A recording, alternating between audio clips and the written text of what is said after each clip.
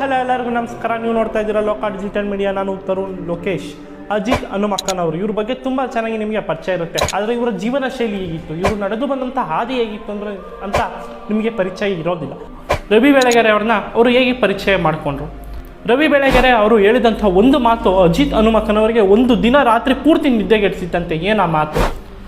ಸುವರ್ಣ ನ್ಯೂಸ್ಗೆ ಅಜಿತ್ ಹನುಮಕ್ಕನವರು ಹೇಗೆ ಸೇರಿಕೊಂಡ್ರು, ಈ ವಿಡಿಯೋದಲ್ಲಿ ಸಂಪೂರ್ಣವಾದಂಥ ಮಾಹಿತಿಯನ್ನು ತಿಳ್ಕೊಳೋಣ. ನಮ್ಮ ಚಾನಲ್ಗೆ ಏನಾದ್ರು ಫಸ್ಟ್ ಟೈಮ್ ಭೇಟಿ ಕೊಟ್ಟಿದ್ದೆ ಸಬ್ಸ್ಕ್ರೈಬ್ ಮಾಡ್ಕೊಳ್ಳಿ, ಹಾಗೂ ಬೆಲ್ ಬಟನ್ ಮೇಲೆ ಕೂಡ ಕ್ಲಿಕ್ ಮಾಡ್ಬೋದು. ಹಾಗೂ ನಿಮ್ಮ ಪ್ರಶ್ನೆಗಳು ಏನಾದ್ರು ಇದ್ದರೆ ಪ್ರಶ್ನಿಸಬಹುದು ಇನ್ಸ್ಟಾಗ್ರಾಮ್ ಮುಖಾಂತರ.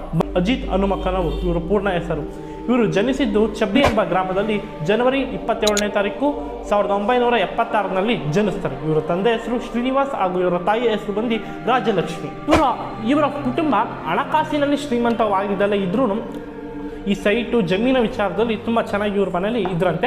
ಆಕಾರರ ಫ್ಯಾಮಿಲಿ ಅಂತ ಕರಿತಿದ್ರಂತೆ ಊರ್ನವ್ರ ಜನ. ಆದರೆ ಬಟ್ ಇವ್ರ ಹತ್ರ ಹಣಕಾಸು ಇರಲಿಲ್ಲ, ಜಮೀನು ಸೈಟು ಈ ರೀತಿ ಚೆನ್ನಾಗಿದ್ರಂತೆ. ಇವರು 10ನೇ ಕ್ಲಾಸಿಂದ ಹಿಡಿದು 3ನೇ ಕ್ಲಾಸ್ವರೆಗೂ ಅವ್ರು ಚಬ್ಲಿ ಎಂಬ ಗ್ರಾಮದಲ್ಲೇ ಓದ್ತಾರೆ ಅಂದ್ಕೊಳ್ತೀನಿ. ಐ ಥಿಂಕು ಇವ್ರಿಗೆ ಒಂದು ದುರಭ್ಯಾಸ ಆಯ್ತಂತೆ, ತಲೆ ಹೊಡೆಯೋ ದುರಭ್ಯಾಸ ಆಯ್ತಂತೆ. ತಲೆ ಹೊಡೆಯೋದು ಅಂದರೆ ಮೀನ್ಸ್ ಕಲ್ತ್ಕೊಂಡು ತಲೆ ಮೇಲೆ ಹೊಡಿತಾ ಇದ್ರಂತೆ.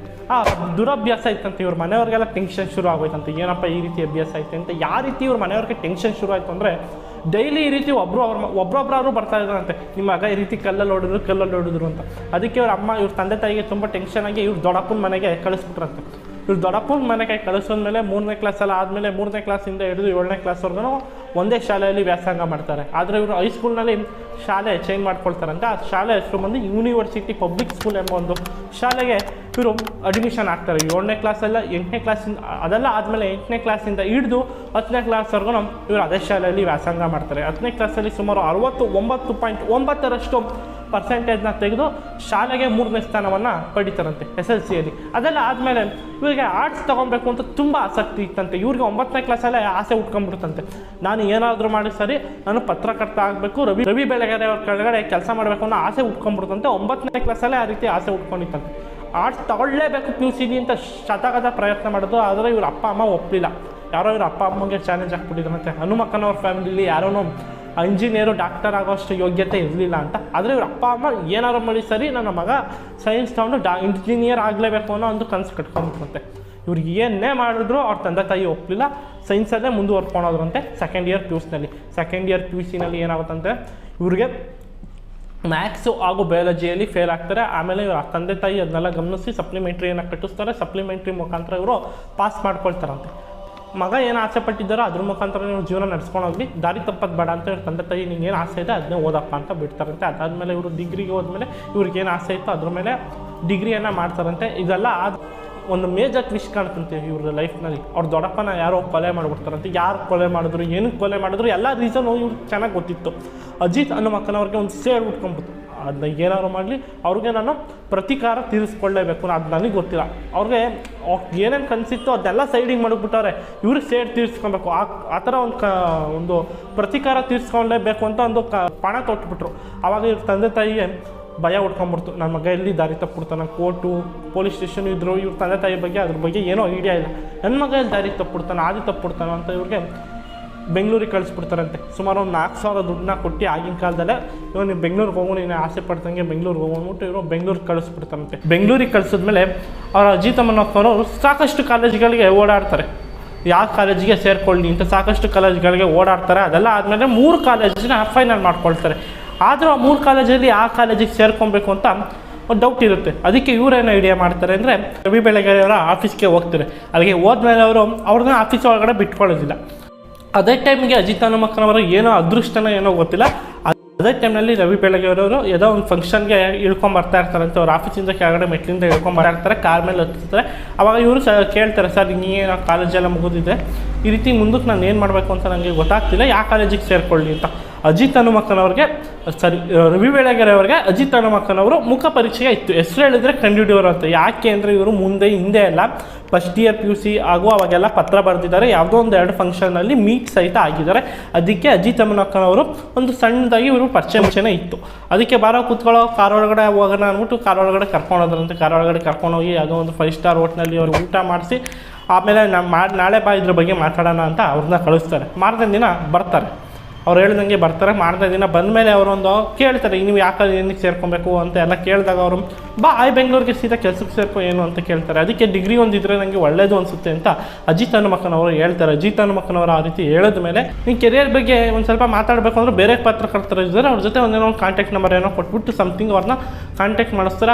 ಅದೆಲ್ಲ ಆದಮೇಲೆ ಅವರು ಕೆರಿಯರ್ ಬಗ್ಗೆ ಎಲ್ಲ ಮಾತಾಡ್ತಾರೆ. ಆ ಕೆರಿಯರ್ ಬಗ್ಗೆ ಎಲ್ಲ ಮಾತಾಡಿದ್ಮೇಲೆ ಹೀಗೆ ಒಂದು ದಿನ ಅವರು ಬೆಂಗಳೂರಿಗೆ ಸೇರ್ಕೊಳ್ತಾರೆ.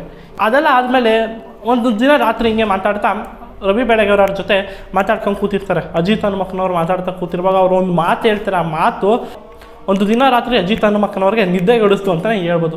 ಹಾಗಾದರೆ ಏನ ಮಾತು ಅಂದರೆ, ಶ್ಯಾಮರಾಯರಿಗೆ ನಾನು ಶಿಷ್ಯ, ನನಗೆ ನೀನು ಶಿಷ್ಯ ಆಗಿ ಸಿಕ್ಕಿದ್ಯಾ ಅಂತ ಹೇಳ್ತಾರಂತೆ. ಸರ್ ನೀವು ಯಾಕೆ, ಅದಕ್ಕೆ ಅಜಿತ್ ಹನುಮಕ್ಕನವ್ರು ಒಂದು ಮಾತು ಕೇಳ್ತಾರೆ, ಸರ್ ನೀವು ಯಾಕೆ ಶ್ಯಾಮರಾಯರನ್ನ ಬಿಟ್ಟು ಬಂದ್ರಿ ಅಂತ ಒಂದು ಪ್ರಶ್ನೆ ಕೇಳೋದಕ್ಕೆ ಅವ್ರು ಏನಕ್ಕೋಸ್ಕರ ಉತ್ತರ ಕೊಡ್ತಾರೋ ಅಜಿತ್ ಹನುಮಕ್ಕವ್ರಿಗೆ ಈಗಲೂ ಗೊತ್ತಿಲ್ಲ.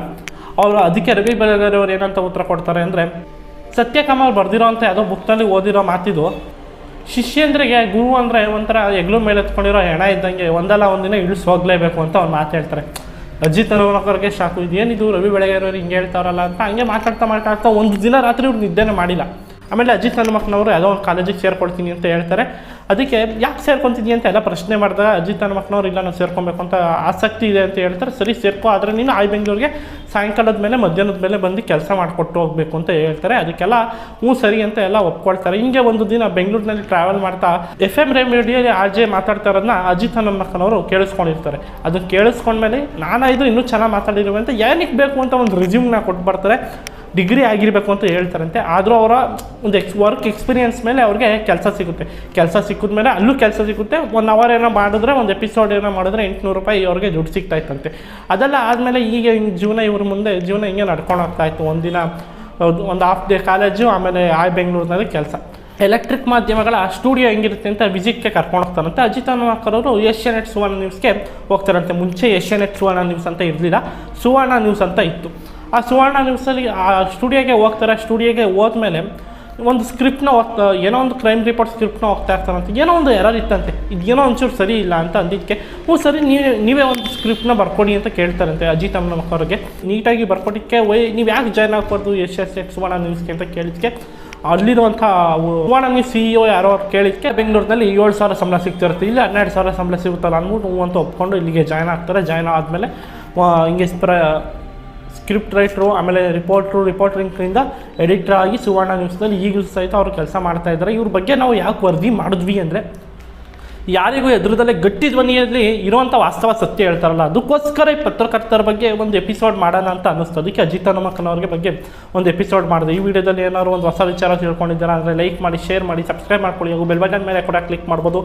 ನಿಮಗೆ ಇಷ್ಟ ಆದಂಥ ಪತ್ರಕರ್ತರು ಯಾವುದಾದ್ರು ಇದ್ದರೆ ನನಗೆ ಆ ಪತ್ರಕರ್ತರಲ್ಲಿ ಅವರು ಚೆನ್ನಾಗಿ ಪತ್ರಕರ್ತರಾಗಿ ಕೆಲಸ ಮಾಡ್ತಾ ಇದ್ದಾರೆ ಅಂತ ನಮಗೆ ನಮ್ಮ ಚಾನಲ್ ಮುಖಾಂತರ ನಮ್ಮ ಟೀಮ್ಗೆ ಅನಿಸಿದ್ರೆ ಅವ್ರ ಬಗ್ಗೆನೂ ವೀಡಿಯೋ ಮಾಡ್ತೀವಿ. ನಮ್ಮ ಚಾನಲ್ಗೆ ಏನಾದ್ರು ಪ್ರಶ್ನೆ ಬೇಕು ಕೊಟ್ಟಿದ್ರೆ ಸಬ್ಸ್ಕ್ರೈಬ್ ಮಾಡ್ಕೊಳ್ಳಿ. ಹಾಗೂ ಬೆಲ್ ಬಟನ್ ಮೇಲೆ ಕೂಡ ಕ್ಲಿಕ್ ಮಾಡ್ಬೋದು. ಹಾಗೂ ನಿಮ್ಮ ಪ್ರಶ್ನೆಗಳು ಏನಾದಿದ್ದರೆ ಪ್ರಶ್ನಿಸಬಹುದು ಇನ್ಸ್ಟಾಗ್ರಾಮ್ ಮುಖಾಂತರ. ನೋಡ್ತಾ ಇರಿ ಲೋಕ ಡಿಜಿಟಲ್ ಮೀಡಿಯಾ, ಇದು ನವೀನ ಜೀವನ.